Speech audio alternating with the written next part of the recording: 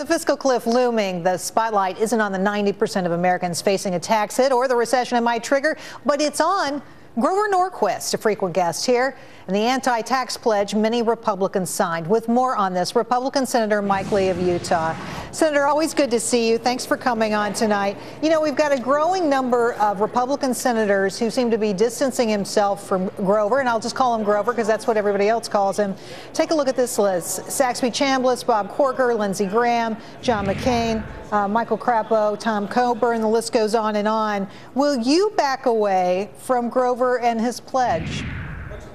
Well, look, the pledge I've made regarding taxes doesn't have to do with any one individual. It was a pledge that I made to my constituents, to the voters of Utah who elected me. And they elected me in part because I was willing to acknowledge that Washington has a spending problem, far more than it has a revenue problem, and that's where our focus ought to be. And the voters in Utah recognize the fact that when we raise taxes, we chill economic growth. That's what we need the least right now. We need new growth. We need new jobs. And that's why I'm shying away from tax increases. Well, you know, it's interesting because the Democrats keep pushing Grover into the spotlight, making him the boogeyman. Here's Senator Reid today. One obstacle standing between Congress and compromise: Grover Norquist. For years, Norquist has bullied lawmakers willing to put their oath of office or their promise to serve constituents ahead of their pledge to this anti-tax zealot.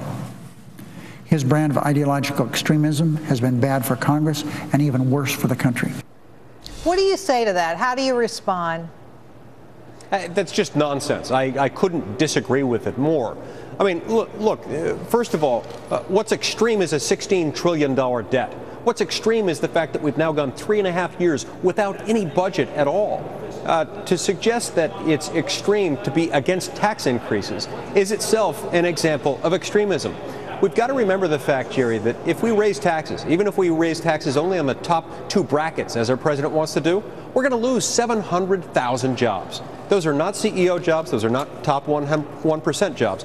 Those are people who are working hard and living paycheck to paycheck. That's what we're worried about here. Well, and of course, the average cost, the average American family is some $3,500 if we go right over that fiscal cliff. The stakes are huge. And as we were just saying only moments ago, it's shocking at this point that there's not even a meeting scheduled to have more conversations. You say, though, and I find this really interesting, you've written an op-ed recently stating that the fiscal cliff is an issue may pale in comparison to what happens if we go over the fiscal cliff and the resulting increase in interest rates that might happen. Define the problem for us. As I explained in my op-ed in the Washington Times yesterday, we're facing not just a fiscal cliff, which we can see, which we can attach a firm date to, but we're also facing thereafter, at some unknown point, a fiscal avalanche that will occur when people stop lending us money. We're borrowing money right now at a rate of about $1 trillion a year. And at some point, our creditors are going to start to demand a higher yield rate, a higher interest rate from us. Once that happens, our ability to borrow in these large sums will be severely impaired, and that will threaten our ability to fund every government program imaginable, everything from defense to entitlements and everything in between. That's going to be a difficult day. And so that's the avalanche that I'm concerned about.